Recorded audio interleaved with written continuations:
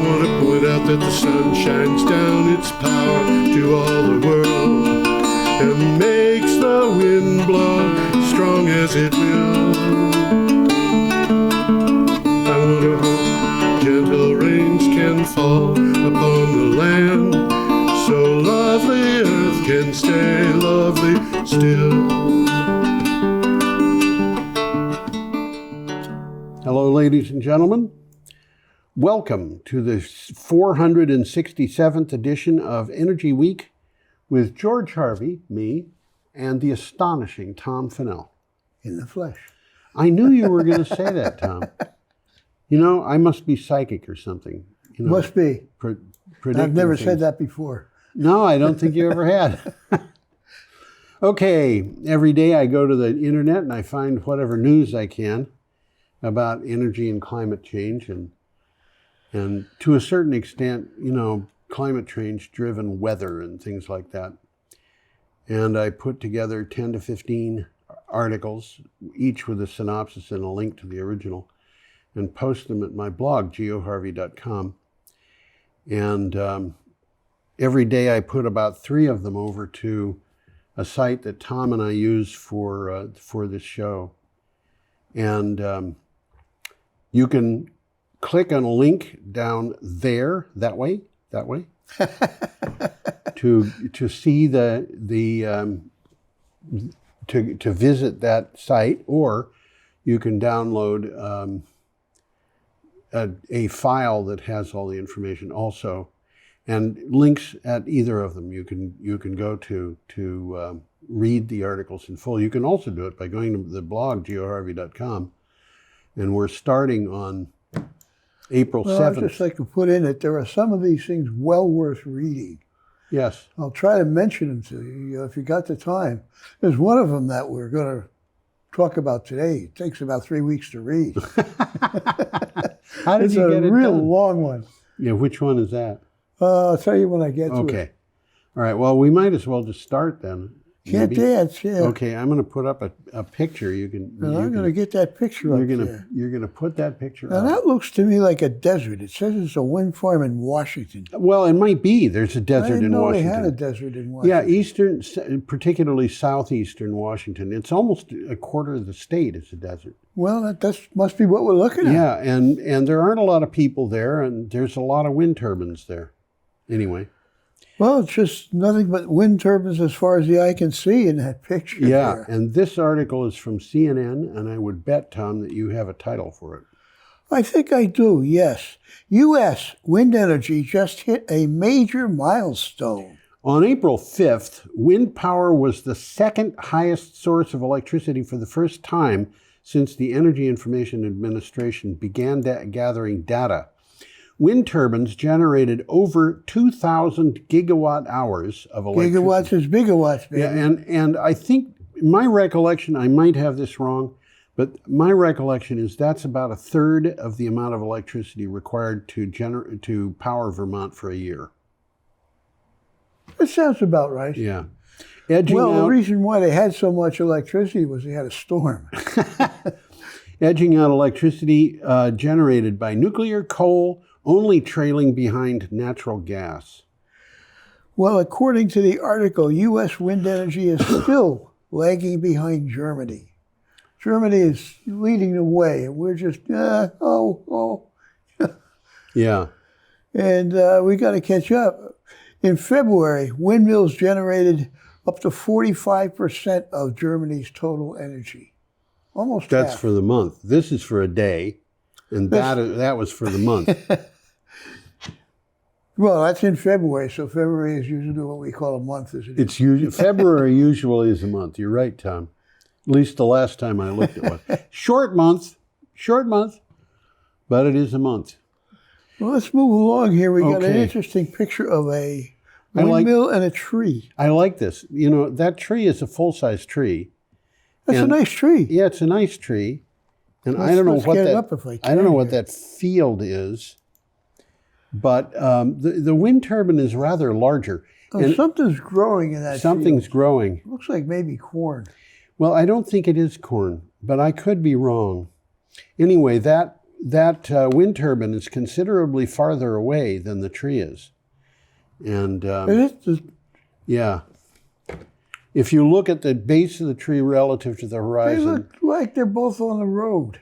well, if you look at the base of the tree, Yeah. the farthest down part of the tree you can see, and compare that, how far below the horizon that is, and then do the same exercise with a Well, there with a seems to wind be turbine. some sort of a road going back there, and I think they're There both might on be. it. Oh, okay. That's what I think. Well, Okay. whatever. Anyway, this is from Renew Economy. Germany boosts renewables with the biggest energy policy reform in decades. In the, quote, biggest energy reform in decades, end quote, and of course I'm quoting Tom here, the coalition of Social Democrats, Greens, and Free Democrats proposes to lift the rollout of wind and solar power, quote, to a completely new level, end quote, in a draft law aiming at getting near to 100% renewable energy by 2035. Well, the government has established the principle that the use of renewable energies is overriding public interest and will be given priority over other concerns until greenhouse gas neutrality is achieved, which is a step in the right direction. And a little takeaway here, Russia's war against Ukraine has added a sense of urgency to becoming an independent of fossil fuel imports as quickly as possible. Yes. We'll talk about that again we today. will. There was also something that came out about that today. And we'll talk about this next week, but an energy think tank figured out that if Russia just said, we're not going to ship you any more natural gas to Germany, They'd be cutting off their nose to spite. well, they would, but they've done that repeatedly in the past. Anyway, if they did it, it would cause a depression in Germany, and it would cost the economy $250 billion. Wow. Now, I have a feeling that the Germans could recover a large percentage of that from bank accounts that are Russian bank accounts that they have frozen. They could confiscate them, you know. I mean, the Russians, Russia in the course of this war has repeatedly been doing things that are really not in the best interest of Russia. That seems to be the case, and I question why. Why they're doing that? Honestly, I think it's Putin is incompetent. I think Putin's incompetent. I think that's what it boils down to. This is a war that is based on one thing, and the one thing is arrogance. Yeah. And arrogance, when you get into a war, arrogance is a really bad approach. The only thing worse than arrogance is a combination of ignorance and arrogance. Yeah, well, that doesn't help. And I think, honestly, you've hit the nail on the head there. We're seeing it, a combination of ignorance. Let's move along here. We got another picture coming up. Yeah, we've got solar installers. Picture of a bunch of overweight guys. Oh, I don't think they're all that overweight. They're just kind of chubby. Chubby. They look overweight. They are Navajo Indians. They're all Native Americans, correct? Yeah. And they're putting up this thing on Navajo land. This comes from Investigate West. Well, let's see now. Why? Why is this not scrolling? Well, it is now. Okay. Okay, from Florida to Alaska, tribes seek to harness energy from sun, wind, and water. Duh. From Florida to Alaska, dozens of tribes are working to harness energy from wind, sun, and water to generate revenues, create jobs, and reduce utility costs for their citizens, while also helping combat climate change and boost energy independence. There's interesting things that are happening here. First off, tribes are well positioned to meet the demand for renewable energy. Yeah. They control more than 50 billion acres of lands in the U.S. 50 billion. That's a lot. Well, it's more than I've ever had. And another one is that the solar farms, they have, the Navajo Nation was subsiding on coal that they were digging for the power station that has been shut down. Yes. So not to get too upset about it, they went out into the business of making solar farms. Yeah. They've created 2 solar farms. They want 5, and these are big solar farms. Yes. That's very useful. Okay, should we go on? Well, let's see. The old Kayenta mine was owned by a multinational corporation. Okay. The new tribal utility solar facility. Let me guess. It's owned by the Navajo. Fully owned by the Navajo people. Good for them. Yeah. And they will have a workforce of about 15 full-time employees once the nation's 5 planned solar units are complete. So they're planning to build 5 fairly good-sized solar units. Yes. So they're going to be pretty energy independent. They're going to be, yeah. And in fact, they're going to make money on it. They will, yeah. They will. That's great. I love it. And we got a picture coming up here. We have a picture of that. Looks like a ship to me. Well, it isn't a railroad car, I can tell you that. Well, it happens to be a liquefied natural gas tanker. You know, you can see at the stern of that thing, that white superstructure, and the bridge is on the top of that. I, some time ago, actually looked up to find out why a bridge is called a bridge. Why is a bridge called a bridge? Well, in the old days, they had sailing ships, and then somebody got the bright idea of putting side paddles on them so that they could be operated by steam engines. Well, the problem is the area of the ship where the steering was done. Between the wheels. Well, the area where the steering was done in the old days was at the very back end, quite close to the rudder, and they couldn't see what was on the other side of these side paddles.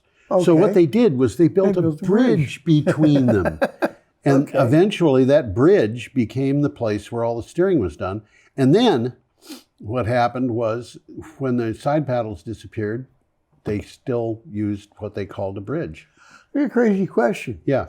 In that picture, there's a structure in the very front, a pole. Yeah. Looks like there might be somebody standing up there. Oh, man. Couldn't guess. It does, doesn't it? It's about the right size. Okay, this is from CNN. What do you have for a title? This incredibly potent planet-warming gas just set another record for a second year in a row. Yeah, methane, the second largest contributor to human-caused climate crisis after carbon dioxide, increased in the atmosphere by the largest amount in 2021 since measurement began nearly 40 years ago, according to NOAA. Well, that's not good news. No, it's not. Methane, which we know as natural gas, has roughly 80 times the warming power of CO2. In the short term. But it only lasts about 10 years. That's the short term. Yeah. Where CO2 is in there forever. Well. A year. Yeah. And CO2, according to the article, stays in the atmosphere for thousands of years. It can. Yeah. Curbing methane emissions is the fastest way to turn down the heat. I think that's probably true. Okay, have you got more on that, or should we go on? Well, the concentration of methane in the atmosphere is higher now than at any time in the last, are you ready for this? 800,000 years. Wow. I didn't think there was people around to measure it then. I don't think there were, but, you know, they might have had some very smart chimpanzees. Okay, our next item. Yeah, let's get a picture here of a hurricane. This is the eye of Hurricane Florence, which was around in 2018. This is a really beautiful picture of looks like a snail shell. Or it does, sort of, doesn't it? Yeah. Yeah. For probably some very similar reasons. Yeah, that is the Coriolis effect that causes that. Well, it's Hurricane Florence. Yes. And the article says that 19 named storms are expected this hurricane season. Above average, but becoming more common. This is from CNN. After 2 consecutive years of exhausting the hurricane name list, forecasters predict 19 named storms this season, 5 more than normal. 9 are expected to become hurricanes, and 4 are expected to be major hurricanes. Well, a major hurricane, according to this, and I know I got a note about it, but I can't find it. Category 3. Category 3 or more, Yeah. which is what, 110 miles an hour? Now, there you've got me. I don't know. I know it's Category 3, but Well, I don't know. lied to you. It's 111. Okay. Thank you very much, Tom, for telling the truth. Got more on Well, that? El Nino conditions, which are happening now, are known for upper-level patterns across the Caribbean that tear hurricanes apart as they try to form. Yeah. So El Nino is anti-hurricane. It's very mean to hurricanes. Yeah. La Nina presents more favorable conditions, which with a warmer Caribbean and a subtropical Atlantic. You know, it's interesting. You've got the La Nina and El Nino are both kind of things that you can see if on a map Yes. of that Oh yeah, they're quite type visible. of event. Yeah. They're colorized usually, and they're quite visible.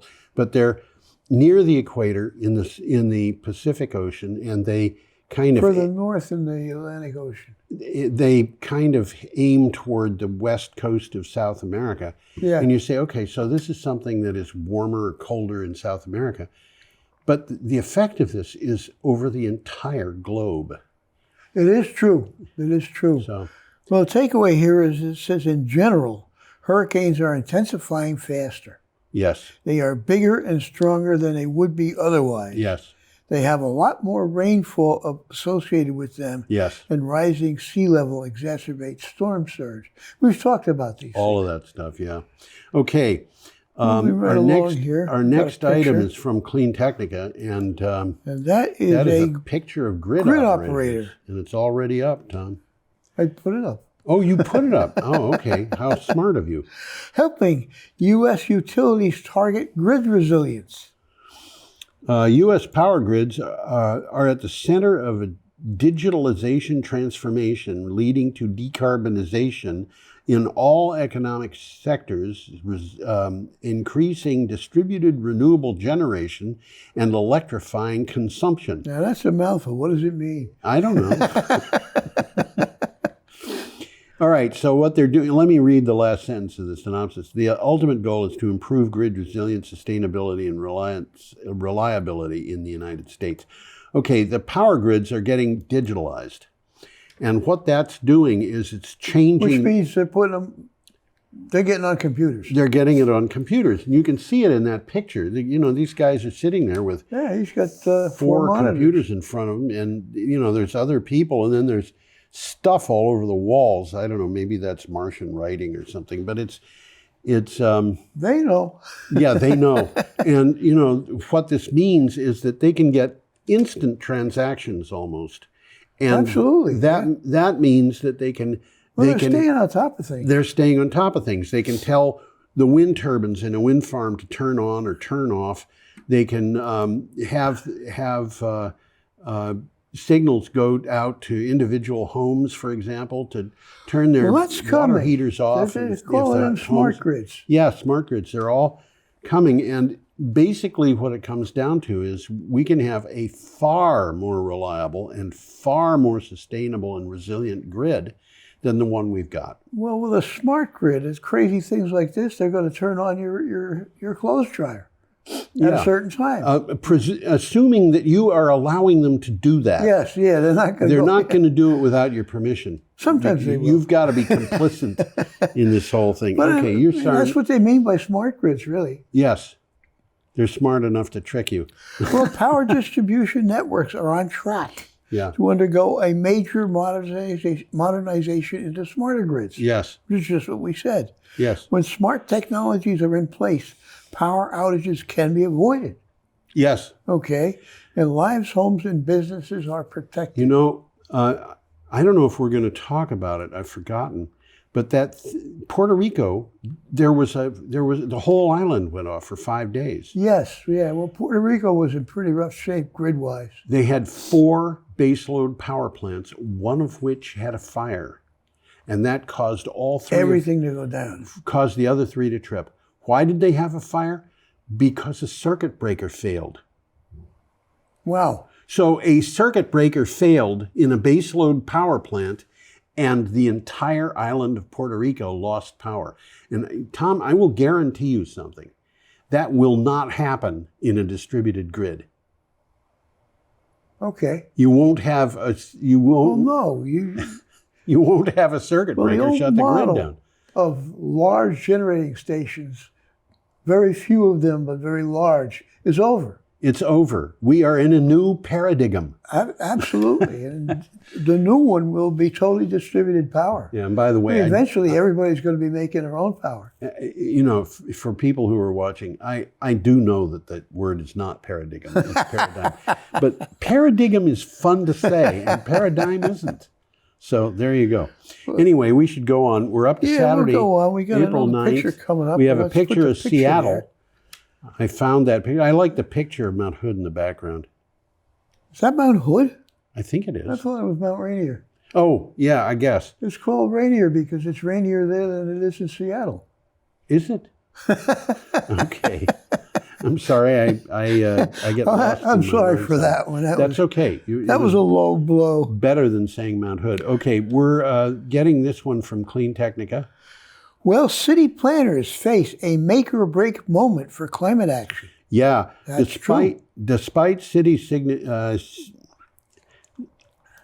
significant contribution to climate change, the IPCC finds that they also represent a huge opportunity for ambitious climate change action if they undertake swift and aggressive measures on the climate. The good news is they are starting to mobilize. Well, the IPCC stands for the Intergovernmental Panel on Climate Change. Yes. It's a UN body. Yes. And they're getting pretty powerful now, and they should be. Yeah.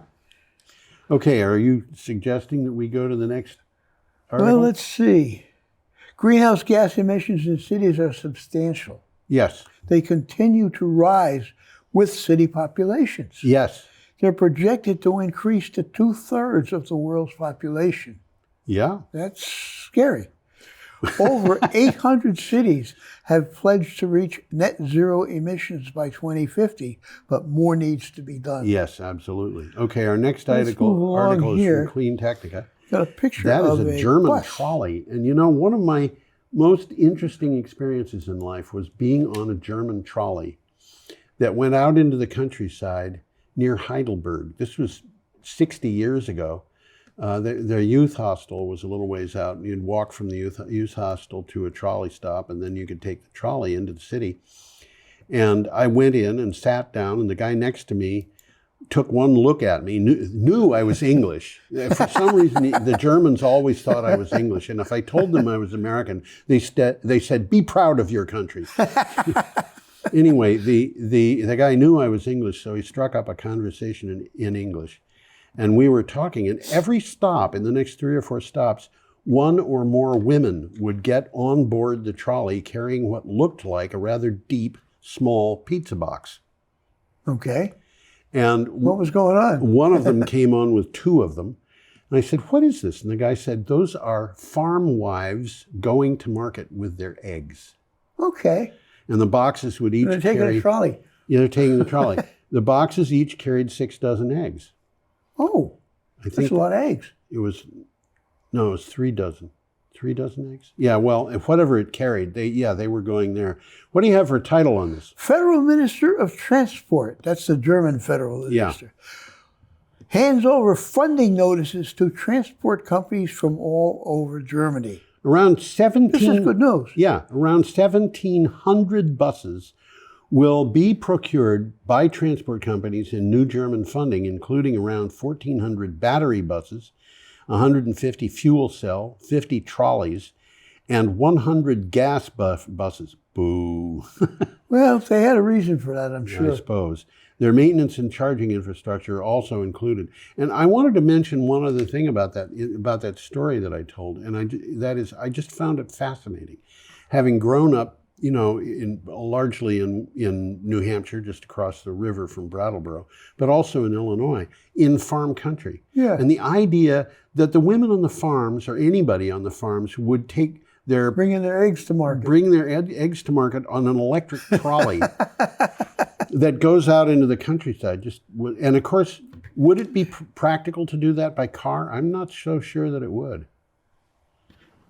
Depends on where you are, I'm sure. I suppose it does. Okay. Well, 2/3 of these new buses are battery powered. Yes. So they're moving in the right direction. Yes. And there's a quote from the article: alternative drives, meaning non-fossil fuel, can make an enormous contribution to reducing CO2 emissions, pollutant emissions, and noise. Yes. So they're going to improve the quality of life. Yes, absolutely. Let's Okay, move on our here. next We got one an is a interesting picture of an automobile. of the back end of a DeLorean, and That I have is to a tell you, DeLorean for sure. I looked all over the place for one of these DeLoreans, and that's the only picture I could find. It was released by DeLorean. Well, DeLorean's kind of been in and out of the car business for 20 years. He's never gotten anywhere in it. Yeah. Okay, DeLorean will debut 4 new models in 2022. So he looks like he's serious this time. Yeah. The official launch of the reformed DeLorean motor cars Evolved is 90 days away, but the bigger news isn't about what the electric DeLorean sports car will be like. Instead, it's that the new electric DeLorean sports car is only one of several DeLorean models that will be rolled out this year. Well, they're going to bring out a sports car, Yes. a sedan, a city bus, and a van, and all are electric. Yeah. Yeah. So DeLorean is not sitting on his butt. He's been trying for years to get his company ready. Well, is this the same guy? Same guy. Same guy. Yeah, he's been around for a long time. Well, he got involved in some kind of a scandal involving cocaine. that was my recollection. Yeah. Yeah. Okay. Are we set to go to Sunday, April 10th?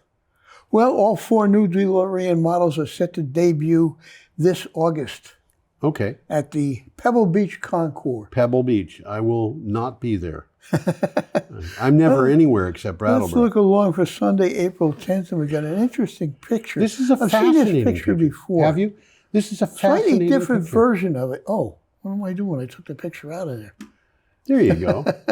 Okay. I've seen this picture slightly different, but we got, it looks like only one truck pulling that. I think there's 2. Well, there might be a different one at the back end. That's what I'm saying. Yeah. Okay. I was looking at this and I noticed it's hard to see it, but there is apparently a thing that looks like a beam that runs from a little bit above the wheel levels of that front truck to the back.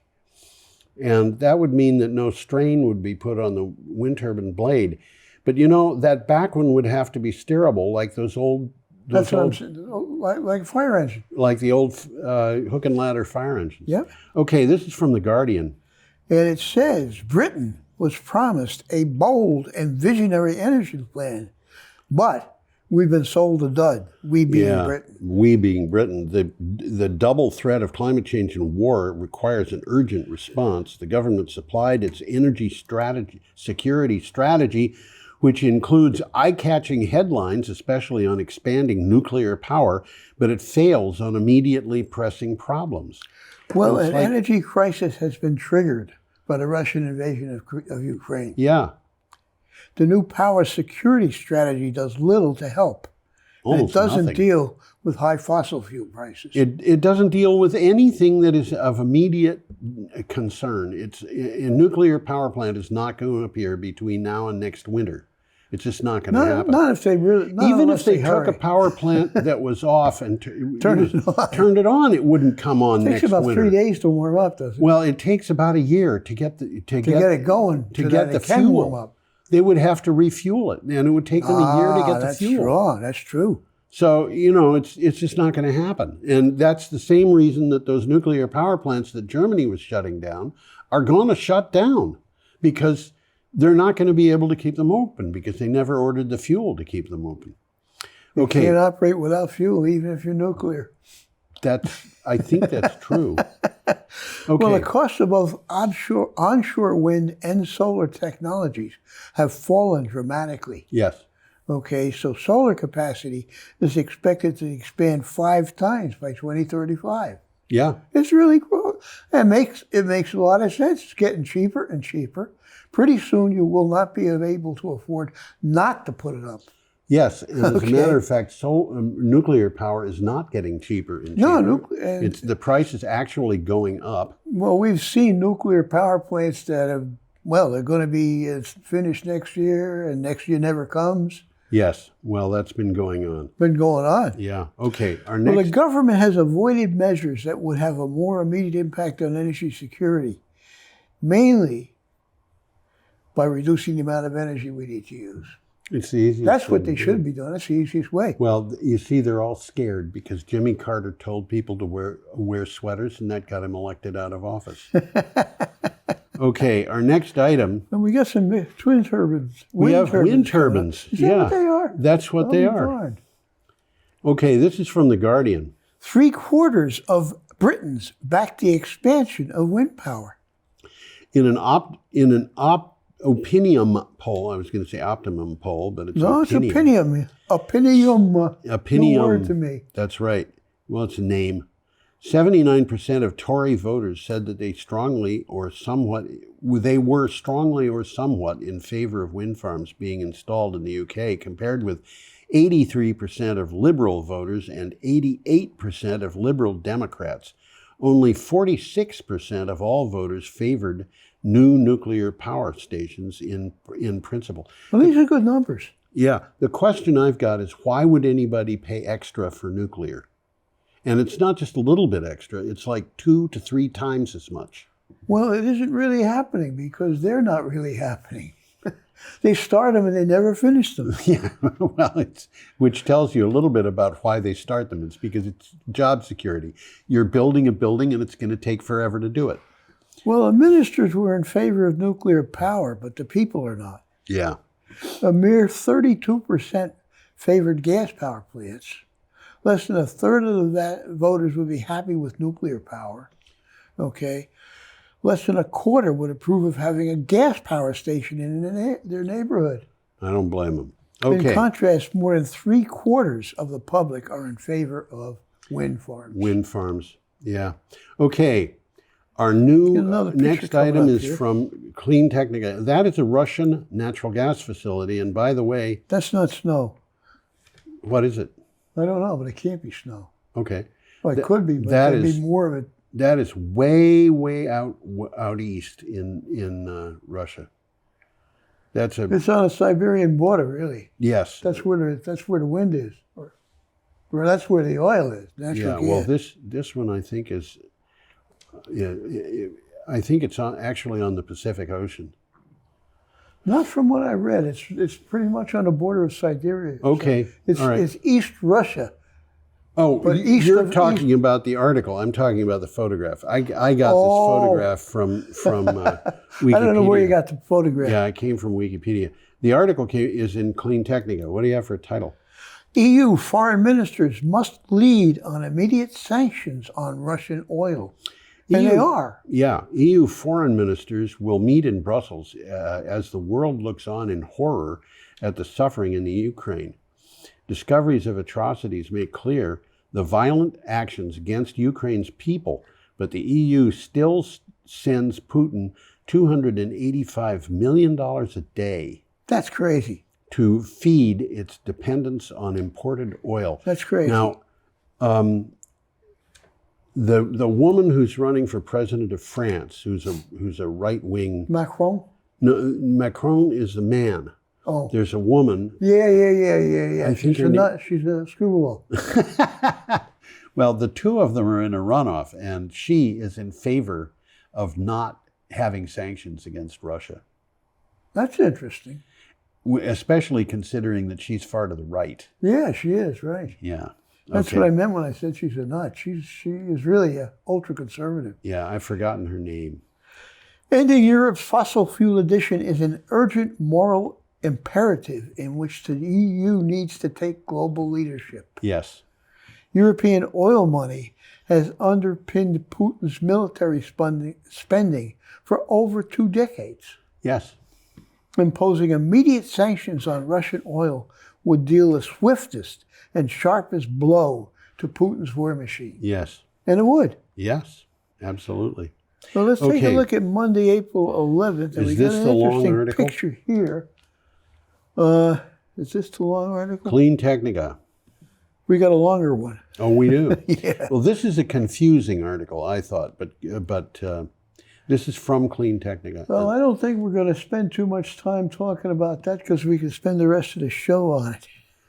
Yeah. Okay. It's an energy storage system using old wells, and they're pouring their energy down into the wells. Yep. NREL, which is the National Renewable Energy Laboratory, researchers plot energy storage under our feet. United States There's a little bit of sense to that. Yeah. National Renewable Energy Laboratory scientists have been researching the use of depleted oil and gas wells as reservoirs for storing compressed natural gas. The wells can subsequently be used to hold other gases such as carbon dioxide, nitrogen, and or hydrogen to store energy. So they're gonna use these wells to store gas under pressure. They're going to compress the gas, yeah. And then they're going to release the gas. Well, that's what it says. The stored gas can be released to spin a turbine to generate electricity. Right. And then if they push natural gas down there, which is a place that was already... It carries the risk of an explosion. If they put air down, it does. But if they put natural gas down, yes, the natural gas... natural gas is already there. Then they can release the yep. natural gas to release the pressure to drive a turbine, and then subsequently send the natural gas into a natural gas pipe. Well, we've talked about this in the past. These oil wells are just abandoned. Yeah, hundreds of thousands of them. They're all over the place. They're all over. Okay, should we go on? Yeah, I think we can. Okay, this is a coal-burning power plant. Is that what that is? And I want to point out that you can tell by looking at this. Yeah, you can see all those horizontal, those diagonal lines. They're all conveyors. That's right. That's Bring exactly the coal what I up was to the going to top. say. You took my words right out of my mouth. Okay, this is from CNN. What do you got for a title? Well, banks say they're getting tough on coal. But man. They keep lending trillions to polluters. Banks can't seem to ditch coal. Over the last 3 years, commercial banks have funneled $1.5 trillion into the industry, according to a recent report by green campaign groups Urgewald and Reclaim Finance, along with more than 24 other NGOs. Well, it's not all about the money, just mostly. Yeah, just mostly, I guess. Banks have pledged to go green, yet they can't seem to ditch coal. Yeah. Coal is the highest carbon emitting and dirtiest energy source, and it's the single biggest contributor to human-created climate change. And the thing that is amazing about this is that you'd think that the banks... You what? You would think that the banks would look at the situation and say, wait a minute, if we're going to loan somebody money to build a coal-burning power plant, is that plant going to be running in 10 years? And if well, it's you know, not, they should be looking at that. They should be. And if it's not going to be running in 10 years, they should be saying, okay, if it's not going to be running, how are they going to pay back our loan? Because they aren't. Well, this week, U.S. coal prices topped $100 a ton. In response mainly to fears of shortage. Okay, the cost per ton this time in 2020 was about $50. So it's doubled. Yeah. And Russian coal at that time accounted for 18% of all global exports. Not just coal, all global exports. Wow. Wow. Okay, should we go on? Yeah, we got a nice picture of a car coming up. We do. Here. And if you'll notice, there's no grill in the front of that. That's a clue, I think the grills are kind of pretty. I liked, what was it, the 1949 Nash, where the front of it looked like a mouth? You remember that? I don't remember that one, no. Of course, I was a little kid, but I always thought those cars looked kind of... Well, that's a Tesla Model 3, according to the article. Yes.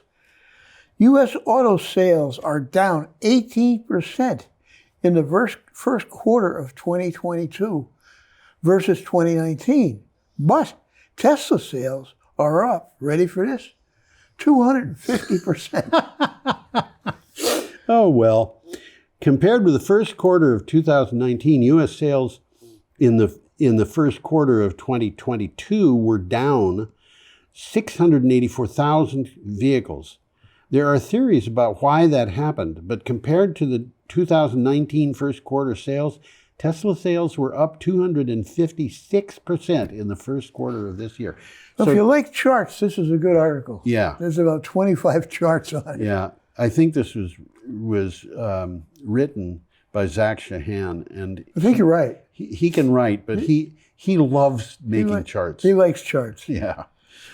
Okay, do you have more on that? Well, compared to 2019, sales in the first quarter of 2022 were down more than 18%. Yeah. Compared to 2020, sales were down 16%. Yeah. So sales have been down. There was a notable drop due to COVID-19. Yes. But they rebounded in 2021 as the world opened back up a bit. But now they've dropped again. Yeah. I don't know. This is a complicated market, but it's all over the world. Auto sales are down all over the world. That's true. So well, everybody but Tesla is suffering on auto sales. Tesla is just absolutely going by leaps and bounds. Okay. Well, let's move along here to Tuesday, April 12th. Yes, and indeed. we got a picture coming up here, and that picture is renewable energy. Oh, what an amazing thing. That's an amazing thing. It looks like renewable energy to me. It sure does. Okay. Clean power capacity grows over 9% in 2021. Now they're talking global here. Yeah. This is from Renews. Global renewable energy generation capacity was 3,064 gigawatts. What's a gigawatt, Tom? Gigawatts are bigawatts, baby. At the end of 2021, up over 9% on the previous year, according to an International Renewable Energy Agency report. Together, wind and solar technologies contributed 88% to the share of new renewable capacity. New is the active word in that. Yeah. Because there's still hydropower.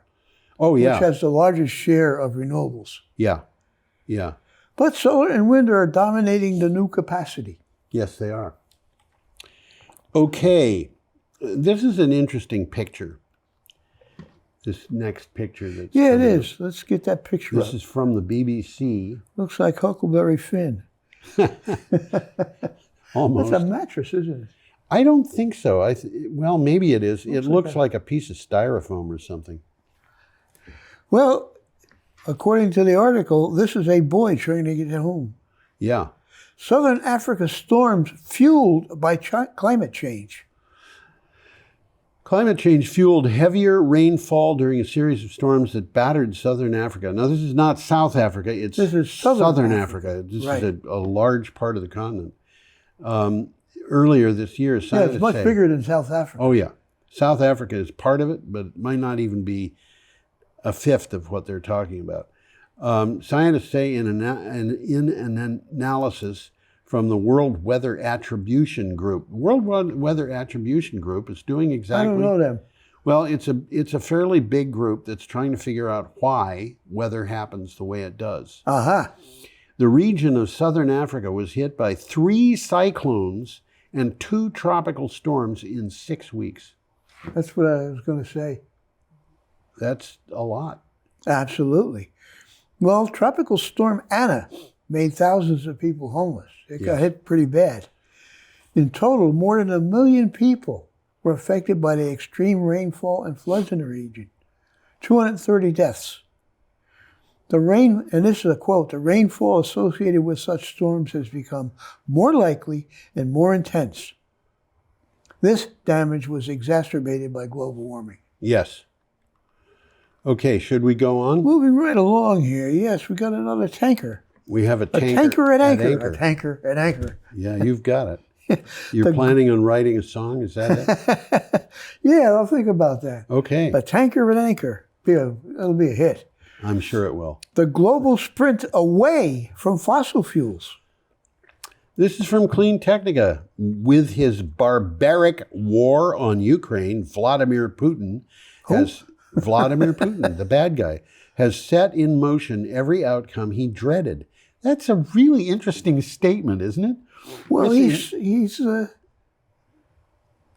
I don't know, cutting off his nose to spite his face there? He's been doing it over and over again, including shaking up global energy markets. Now, energy security is at the forefront of the minds of national and regional policymakers, investors, businesses, and consumers alike. Well, now is the time to act. This is significant. Yes, Russia is the largest in the world exporter of fossil fuels. Yes. And in 2020, Russia supplied nearly twice Saudi Arabia's fossil fuel exports because they're exporting more than just gas or oil. Yeah. And that fossil fuel export accounted for 11% share of fossil fuel production. That's 10% of global primary energy use, but it provides a fifth of Europe's total energy. And two-thirds. This is significant. And two-thirds of Russians' export income. Oh yeah. So when people are saying that they're going to shut down their use of fossil fuels because of climate change, Putin starts a war which causes them to shut it down faster. He's not making sense. Well, he's doing exactly the opposite. It seems to be. I mean, what he really needed to do is come up with a new business plan. What he needs to do is step down. Well, I think. Should we go on with this? Well, even before the shocks of COVID and Putin's war, the energy system was set to transition from fossil fuels to renewables. Yeah. Renewable energy costs fell up to 90%. Well, now they're up 30%. That's a temporary thing. It is, but I want to point out, by the way, when you're talking about they fell 90%, that's over 10 years. Yes. They fell to 10% of what they were. Going up 30%. They were high. Going up 30% from there doesn't take them to falling 60%. It takes them to falling 87% because you're going up 30% from 10%, which means you've gone to 13%. Listen, the moment you get two words in a discussion, a flag should go up for anybody and it should say, wait a minute, you don't know what this means unless you know what it means. Well, one true. of them is percent and the other is efficiency. And when you can have either of those words involved, but if you got both of them, you're in trouble. Yeah, percent of efficiency, man, that's terrible. Well, Europe won't keep funding Putin's war with $1 billion a day for gas and oil very long, nor will many others buy those fuels. Right. Russia will therefore struggle to sell its fossil fuels, with supply routes to the west under threat. Yes. And unable to shift fully or quickly to the east. Yeah. So they're going to be left with a lot of fossil fuel. Russia's in trouble unless they can pull some kind of bunny out of the hat, Absolutely. Okay, we're up to Wednesday, Who's April this guy? 13th. Who's this guy? That is Joe Biden. Believe it or not, that's Joe Biden. That's what it says. He's the only politician who has the squinty beady eyes that he has. Biden announces emergency waiver on summer ethanol ban. You got to explain what this really means. Well, I wonder whether Biden knows what it really means. This is from CNN. President Joe Biden announced steps his administration is taking to address rising gasoline prices across the country. The steps include emergency measures permitting year-round sales of E15 gasoline, which is not normally sold during the summer because of air quality concerns. Well, E15 contains ethanol. Yes. And it's cheaper. And it's about 10% cheaper. It's 15% ethanol. That's why they call it E15. That's right. And what they interesting thing is good for starting in winter. What they sell during the summer is E10. Yes, which costs more. Which costs a little more, but it's 10% ethanol. Yep. And one of the things that I find troubling about this is the studies that we have actually talked about, I think a couple of months back, about ethanol indicated that the carbon footprint of ethanol is not lower than the carbon footprint of gasoline because the ethanol takes so much fossil fuels to produce. So if you're looking at the big picture, it's different. It doesn't help. Yeah. And, what we really need to be doing is pushing electric vehicles harder. Well, It is going to happen. It's inevitable, but it's going to take time. It's going to take time, and we're back to that word same is problem. inertia. Yeah, we're back to the same problem that we were talking about. I was complaining about in the UK, that it would take 10 years to build a nuclear plant, and we need the solution now. And the fact is, that's also true of electric cars. If the president says we need more electric cars, it's not going to happen overnight. Well, a big thing in electric cars is batteries. Yes. And battery technology is just every time we turn around, it's something new. Absolutely. I saw an article. There was an article, I think today, about plastic batteries. Yes, I saw that. Yeah. I saw that. Man, plastic batteries? And they're not talking about the shell of the battery. They're talking about the electrolyte. The battery itself is plastic. Yeah. It's not a plastic shell. Okay, should we go on, or do you have more about this? No, we got a nice picture of a school bus here. We do, and I'll tell you, the Bluebird Vision electric bus. I looked for a better photograph that would show the front end, and I couldn't find one.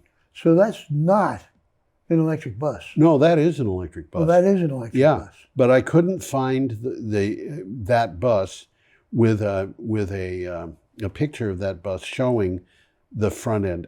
So I don't know. Does it have a grill? I don't know. Maybe it does have a grill.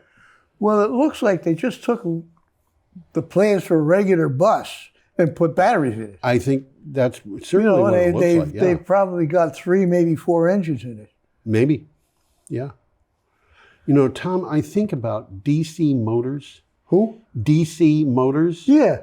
And which are interesting because you can vary the voltage and they'll vary their speed. Yeah. It's really, this is kind of fun. But they're big. They're gigantic.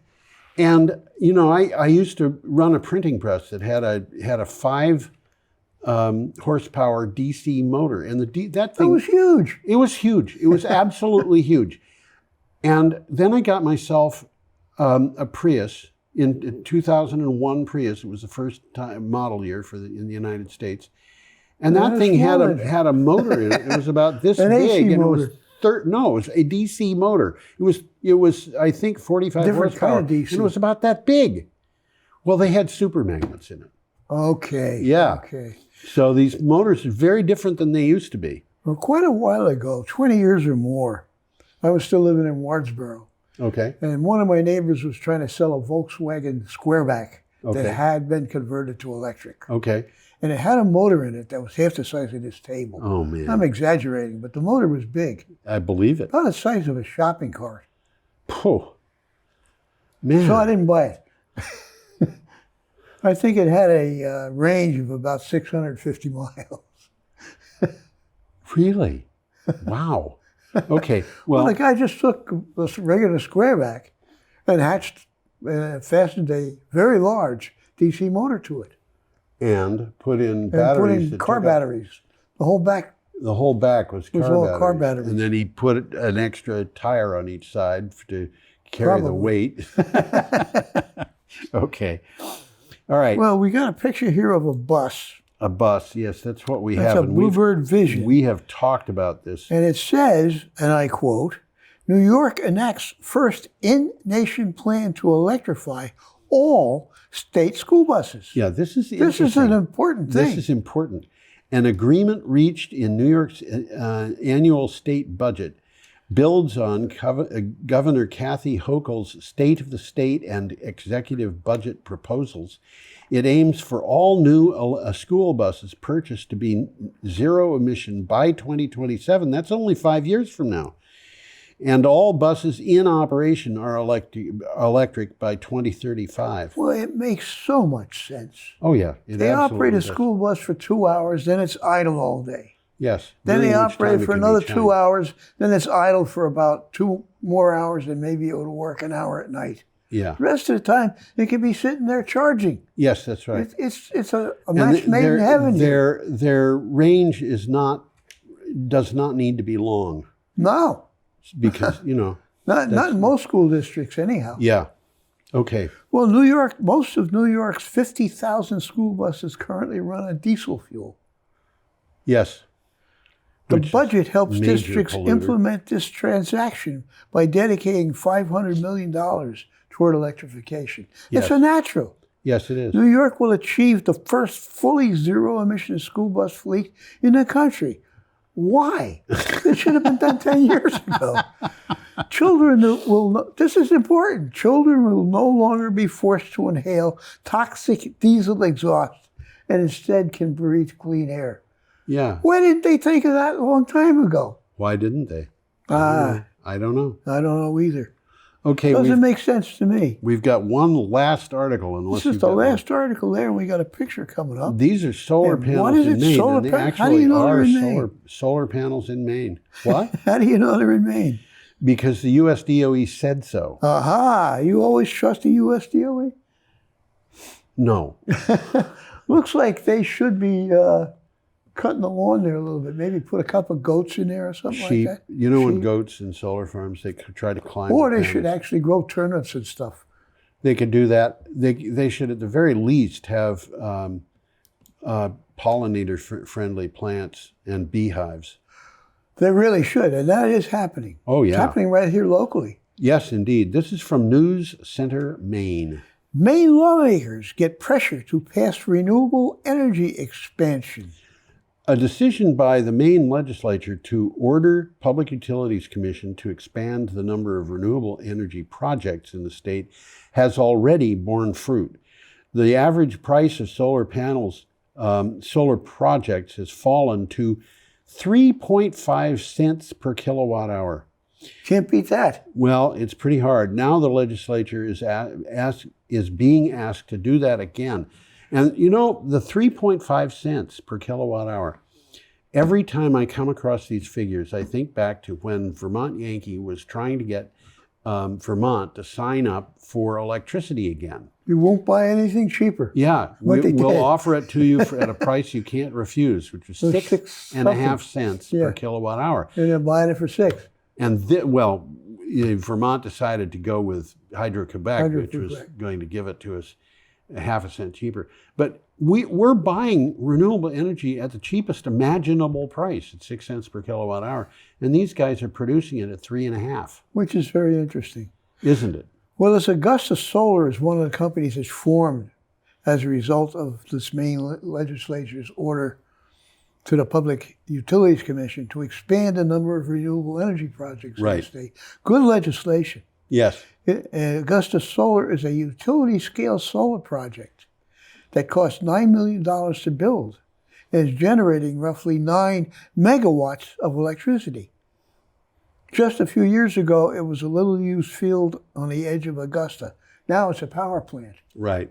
And they could do that all over the place. Yes, they could. And anyway, there we have it. Well, we got a funny word at the end, fini. Fini.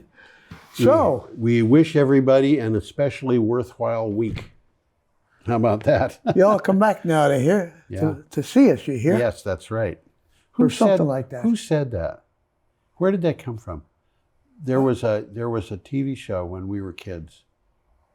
I don't know, but I didn't invent it. Yeah, You all come back to see us now, you hear? that's Yeah, right. yeah. I think that was a TV show. It might have been radio. Do you know that they used to have shows on radios? You're kidding me. I'm talking about comedy shows and drama and Oh, stuff yeah. like that. Yeah. Okay. I'm about 5 years older than you. I actually remember some of them. I'll bet I know when you remember. Big John and Sparky. I don't remember that. Okay. My favorite was Uncle Don. Oh dear. You know his story. I know his story. He got my heard on a father. radio. Yeah. They didn't shut the mic off. And he said, that will fix the little so-and-sos. Yeah. And that was the last time he ever appeared on radio. Well, he went before a judge because of that. Did he? Yes, and the judge said you're going to have to answer by hand every letter of complaint. Wow. I bet he he- was busy for a while. He was busy just writing letters. He wrote something like 10,000 apologies by hand. Interesting sentence. Yes.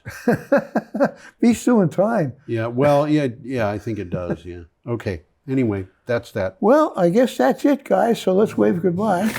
We've done it already. We'll do it again. Bye-bye.